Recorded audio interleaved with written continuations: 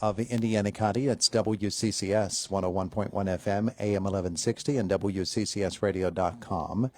Erick Lauber is with us once more this morning. I haven't seen Erick for quite some time, of course, with the Technology and Entrepreneurship Center in downtown Indiana, and getting set for a very busy summer. Erick, good morning. Good morning, Todd. Good to see you. You look great. Good. Well, thanks. Yeah. So do you. I'm sure your listeners don't know that, but you look great. Oh, you flatterer. Here we go. Our conversation brought to you by Marcus & Mack, voted best personal injury law firm in the Best of Indiana County contest. Marcus & Mack, a law firm representing injured people. The Technology and Entrepreneurship Center, which you founded, what's it been, 2 years? I think it's been about 2 years, yeah. And I should say a team of us founded, but yeah, we did it, I think it was November, December of 21. In downtown Indiana. Correct, right. At the Atrium, we call it, yeah. Yeah. And I'm tempted to just say, Erick, tell me how it's doing and let you fly. But I do want to find out how you're doing lately. But you've got some events coming up I want to get into this morning as well. A really busy summer. A really busy summer. Thank you for giving me the opportunity to speak to you. First off, we've been funded by some great sources, and I have to mention them. CMB Bank is a huge donation, which allowed us to put on these programs we're going to put on this summer. And we recently got a grant from the American Association of University Women to do specifically a girls' game development academy. And that's one of the things I want to talk to you about is these camps. Yeah. Because we consider ourselves kind of a tech spark, if you will. We'd like to create a tech ecosystem here in Indiana, tech jobs, tech companies. But to do that, we need to introduce technologies to folks. So we're starting with some young folks this summer because they'll be out of school. So we have a teen digital gaming development camp, a couple of different sessions, the Girls Gaming Academy, of course, photography camp, a camp where we teach you how to make an avatar by scanning yourself with a 3D scanner, and then we'll make the avatar in Blender, and then we'll put it in what's called the Unity game engine, and we'll put it in virtual reality. So it's a whole multi-step process of learning how we go from a scan to a model to an avatar to a virtual reality game. So now, young folks, teens especially, they understood everything you just said. Yeah, they did. There are many of us this morning, though, that listened to what you just said and said, "What? Huh?" Yeah.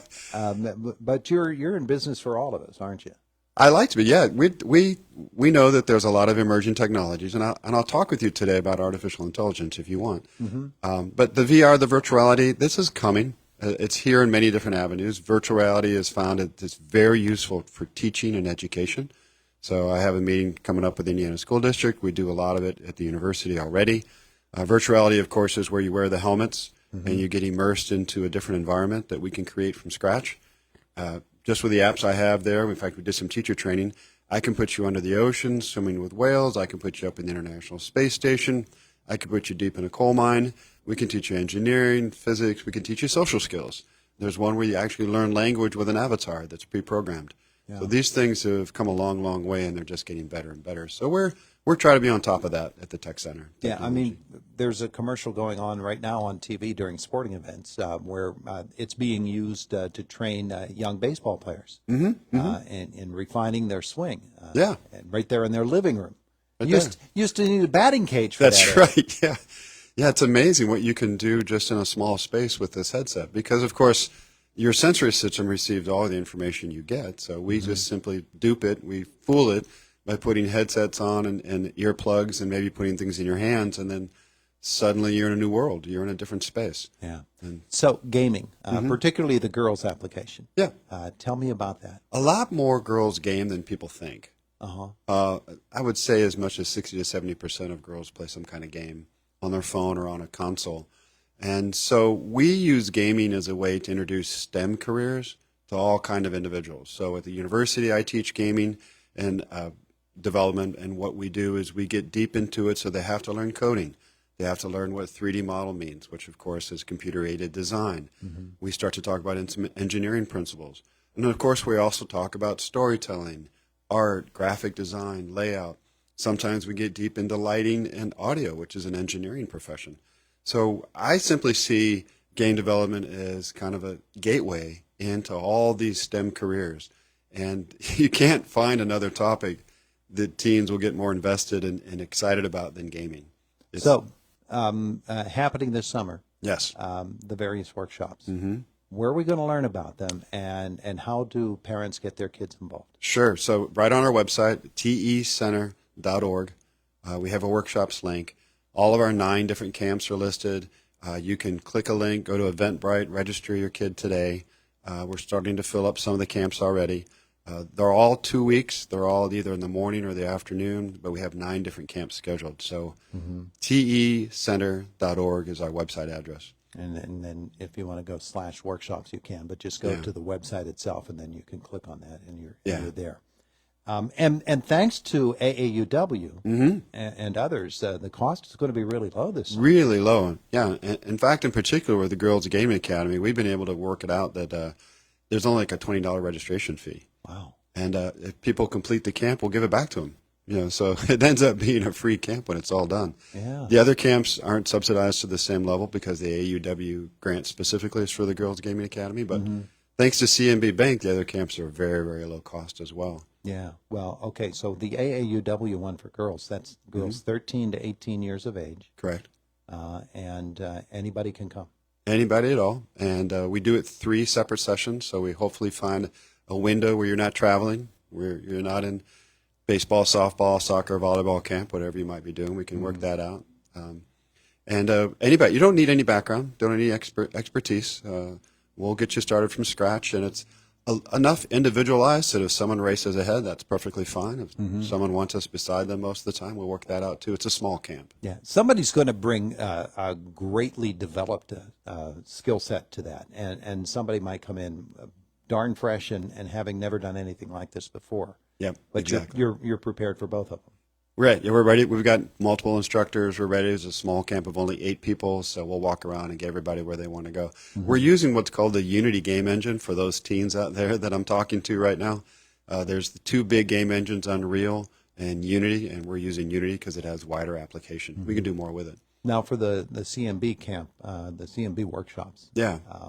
They're also very low cost. Who are they targeted to? 11 to 18-year-olds, boys or girls.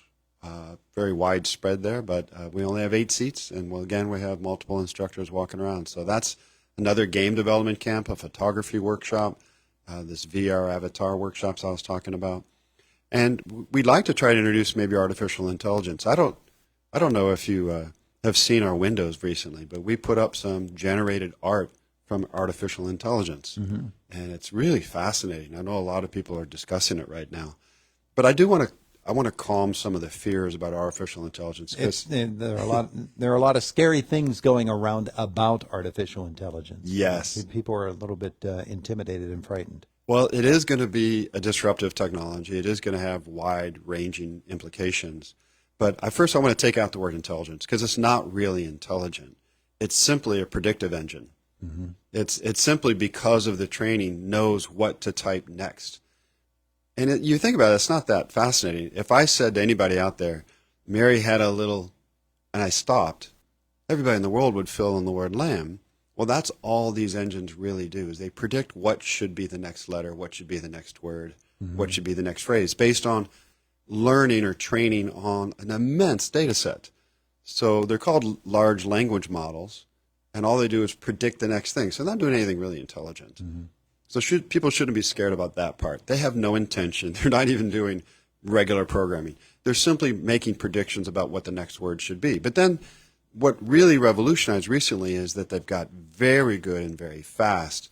Yeah. And also you can interact with them in kind of a question format. So if I say, what's the next word after I say, Mary had a little, you put it in the question format and it still knows the next word is lamb, and it gives it to you. Of course, now it can stretch that out for quite a long phrase. See, when you said Mary had a little, my next response was problem with AI. She would. Not if she was raising lambs. AI doesn't do that yet. Yeah. But you know, that puts us into a little bit better perspective for a lot of people about what AI really is. Yeah, the revolution is the fact that now we can talk to a computer in human language. Up until this point, we've had to speak computer language. So up until now, we've had to learn coding. We've had to learn its language. But now it's learned ours. Yeah. And that is going to have big implications. I don't know what they all are. It's going to have, probably internet level kinds of disruption. But I want people to understand that it's a tool. It's a tool that's being put to great use in some circumstances. And one of the interesting things to me about it is watching how people are reacting to it. Right now, there are tons of people on the internet who are sort of using AI to sort of quiz it and try to trick it into things. But what they're doing when they do that is they're learning it. And they're learning how AI interacts with humans, and that to watch that whole experiment work out is really fascinating. Yeah, there's a team at all of these big things like OpenAI, Google's Bard, that are putting guardrails in so that you can't make it do things that are evil, for example. Yeah. And those teams are also learning what humans are trying to make these things do and stopping it. They have a lot of flags. They have a lot of machine learning going on about that. And it makes me more comfortable to know that extremely smart people are working very hard to constrain what AI will do. So the Technology and Entrepreneurship Center, obviously very concerned with AI and its various applications. But for us and dealing with TEC, what are some of the things that we can learn from you? In terms of AI or of other technology that's out there today. It develops so quickly. It is happening fast, and I think we're even struggling to stay on top of it for certain. We want to be kind of, like I said, a tech spark. So we're not going to know everything about everything. But if people have a passion or an interest in a technology that they want to come in our doors and leverage our resources, leverage our expertise, we're welcome to have any conversation. We're now open from 9 to 4 every day in downtown. And that's thanks again to the CNB Bank donation. So we're there. We have AI art printers. We have 3D printers. We have virtual reality headsets. We have a TV photography studio that people can rent from us. We have a computerized classroom with a lot of gaming machines, not so that people do gaming, but because we need the power of a gaming machine to do 3D modeling and rendering and game design. And of course, as I mentioned, we have space for rent. So we have office space that people can rent per day, per week. We have co-working space. We have secure Wi-Fi. Pop on in and talk to us. I mean, I think the thing that makes us different is we're very curious. Yeah. We never stop being curious at the Tech Center. That's a good way to be. Thank you. TEcenter.org. TEcenter.org. TEcenter.org. Eric, thanks so much for coming to visit. Thank you for having me, Todd. Folks, check out those web shops or workshops, I should say, and maybe for your kids or for others, you might find something that is a perfect fit for you. Thanks, Eric. Thank you. It's the voice of Indiana County. It's WCCS 101.1 FM, AM 1160, and WCCSradio.com. Trying to get my computer to work here. See, Eric, my mouse is not behaving. It's 25 minutes after the hour, and Jake is in the newsroom. He's coming up. Josh is going to be back with us at 9 o'clock. In our next half hour here this morning on Indiana in the Morning, buckle your seatbelts. Here comes our last in-school year visit from Indiana Senior High.